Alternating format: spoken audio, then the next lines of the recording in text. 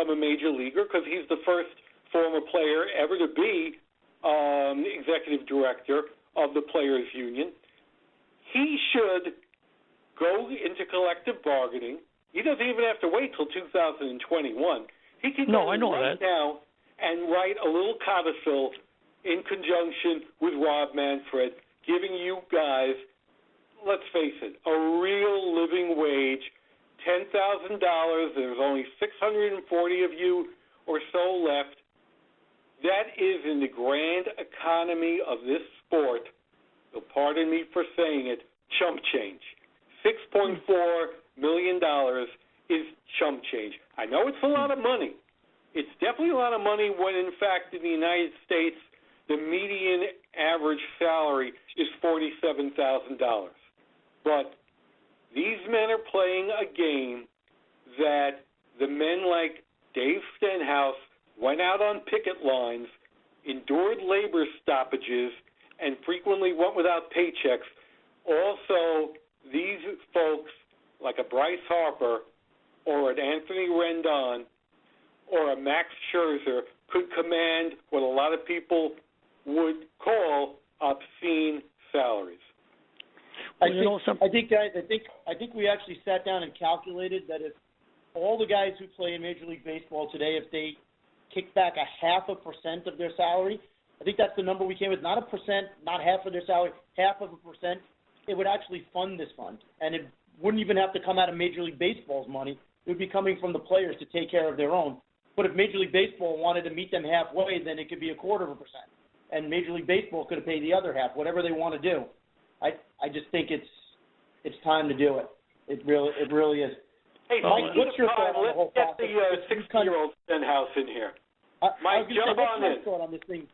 Let me just finish on a couple of points. First of all, I just gave you a lot of my personal history. There are about 80. Can you hear me, Sil? Yeah, make sure Mike gets to talk. Can you hear me? Wait a minute, he's talking to Mike. Yep, we can hear you, definitely. Oh. Well, I just want to say that there are. I'm not the only guy who has a personal history that should have been reckoned with when they set up this pension plan. Every one of these guys who've been at least 3 years in the big leagues had one of those things that I mentioned. One of those three things happened to them, so that they couldn't get to the 4-year plateau. So again, they did not consider that. And the last thing I'm going to say regarding my feeling is this. When I'm out in social events with other major league players or other people around me, and they start talking about a pension, and somebody who may not be a player sitting in a group says, "Dave, you must be doing pretty good." I said, "No, I didn't receive a pension." And I feel like about 1.5 cents, if there's such a thing, and I feel like crawling away because they give me the look like, "Well, you weren't good enough to get it," and that's so far from the truth. But that's how I feel, and I haven't happened to me often. And I've talked to other major leaguers on many occasions who are playing now. A couple guys that I know very well who don't even know that we're in this predicament. They don't even know it. That's the sad thing. Well, that falls firmly on the shoulders of Tony Clark and Steve Rogers, because they talk to the players, and the players are. They're concentrating on playing ball and staying in the major league, so they're not thinking about these things. It's the guys who run the union who need to clue them in. I agree. So, 60-year-old Mike, what's your thought on this whole thing? Your dad's completely passionate about it. Obviously, off the phone. You're making me nervous when you're sitting there like that. Jesus. Yeah. This is so. Let me just add, the perspective as the son here. Now, I had a shorter and less glorious career than my dad, no question about that. But yet, at age 60, in 2 years, or less than 2 years now, I'm going to be able to start collecting my official pension.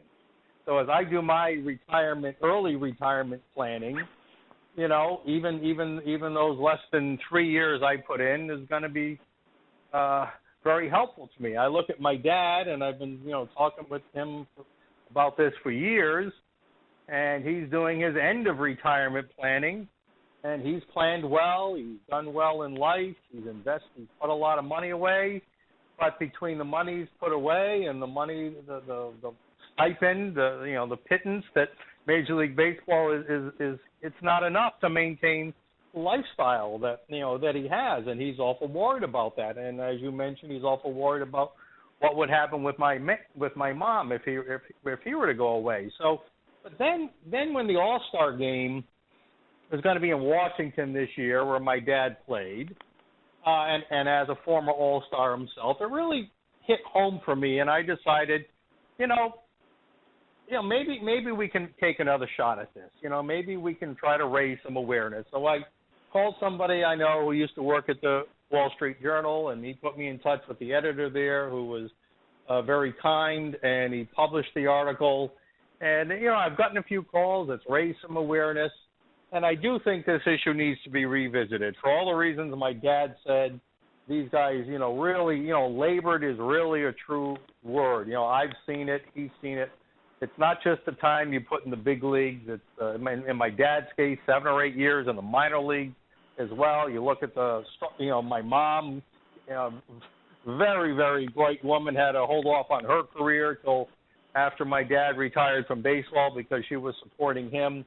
So you look at the sacrifices they have made, and for baseball not to recognize and to make a generous offer. Listen, you could argue whether they owe them something or not, but either way, they should do something generous for this group of men that helped transform baseball from in the early TV ages into this mega billion-dollar international, dynamic industry, and it's not a lot of money in the big scheme of things. So I thank you for allowing us a chance to talk about this. Well, obviously, you guys are amongst friends, and I joke around. I always tell everybody my thing as a kid was always collecting baseball cards. I started making my own cards. I actually still do. I by the way, made a card for your dad. I made a Cubs card because I found a picture of him in a Cubs uniform in the 50s, so I made a 57 Cubs card for him, and for you, I made you a career-capping 86 Red Sox card. So, but for me, you guys are our cardboard heroes, and the guys today are making zillions of dollars don't make that unless they stand on your shoulders. It's just the way it is, and I'm just glad that we have the venue and we have the platform to make the point. And Douglas and I are both, Douglas thinks one way politically. I think another way politically. We get along great because we're friends, but this is one thing that's common ground for us. We don't think that this is a political conversation. We just think it's just doing the right thing. No, and if you think about the brotherhood of baseball, the fraternity there, my dad is part of that fraternity. But yet, like he said, he's not fully admitted into the retiree club. Why not? Why? What with all the, as you've pointed out many times, Doug, with all of the money in baseball, how can not a few $1 million for these guys be a priority? I understand they got a lot of things to spend money on, but how can not taking care of those in your brotherhood be a top priority of Major League Baseball? And one of the things that Dave, I'm going to use the word again, Dave, I'm sorry, eloquently expressed earlier, was the fact that when they hear, when they hear that you're not getting a pension, what do they assume? And you know what happens when people assume. They assume that you weren't good enough. Well, here's the figure that I like to point out. If you're a mid-August call-up, and you spend 6-7 weeks, throughout the remainder of the season, you're going to get a pension. It might not be a big pension because there are factors involving final average salary and years of service. But currently, and I'm using air quotes right now, our friend Steve Rogers estimates that minimum pension at $3,589. Now, here's the difference between what Dave and Marty and Steve Grilli and, here's one for you, Dave, Bud Zipfel. Remember Bud Zipfel, Bud the Ripper Zipper? Yes, I do. All of these guys, when they pass, and no one's looking for that to happen anytime soon, that payment passes with them. Meanwhile, a guy who's only 37 years young, okay, Tim Wood literally had the proverbial cup of coffee with the Florida Marlins, now the Miami Marlins, and the Pittsburgh Pirates. Tim Wood, in 51 innings, career innings, over 3 years, got into 57 games and hurled 51 innings over parts of 3 years. He's retired, and when he turns 62, he's going to get a pension of at least $3,589. Now I ask you, is that fair? Is that right? Of course it's not. I agree. Doug, if I could, build on what you mentioned earlier, and we could hear her behind the phone with my dad, but, my mom too, she was with my dad every step of the way, every minute of his career, and she was allowed to be there. Back then, they weren't as close, there were distances involved in car rides and things that are legendary in our family. But she should be, spouses should be part of this equation. My mom is not part of this equation right now. Ball players' wives have earned it as much as ball players, in my view, and it's just, like you said, and very appropriately, it's the third Stenhouse involved in this thing. Yep. Well, we're all preaching to the choir here. Exactly. For anyone who wants to contact Tony Clark, TONYC @MLBPA.org, or our good friend, the Players Pension Liaison, Steve Rogers, STEVER @MLBPA.org. They're the people you've got to rattle their cages. They're the ones who need to, under collective bargaining, bring this to the attention of Rob Manfred. It's as simple as that, ladies and gentlemen, because we want to see Dave taken care of. We want to see Dave's wife taken care of.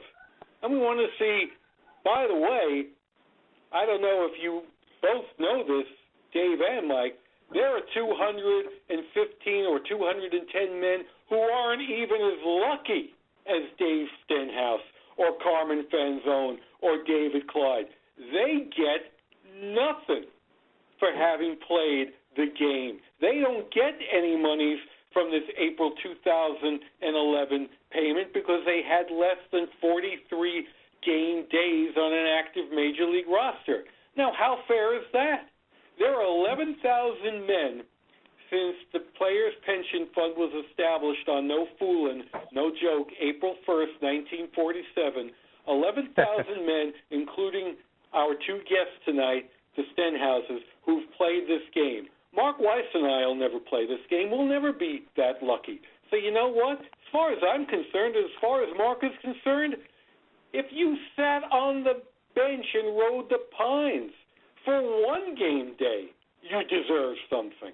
All right, now that may be a little extreme, but for God's sake, Roy Gleason, who the Dodgers trotted out, and I told this story on our last podcast with Doug Glanville, the Dodgers trotted out the only Purple Heart winner to ever play Major League Baseball, Roy Gleason, before Game 2 of the 2017 World Series.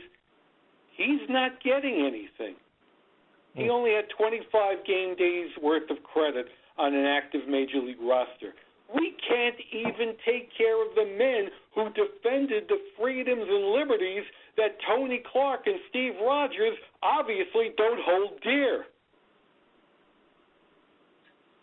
I would say at this time a great segue would be to take a little bit of a break because we have to also pay our bills.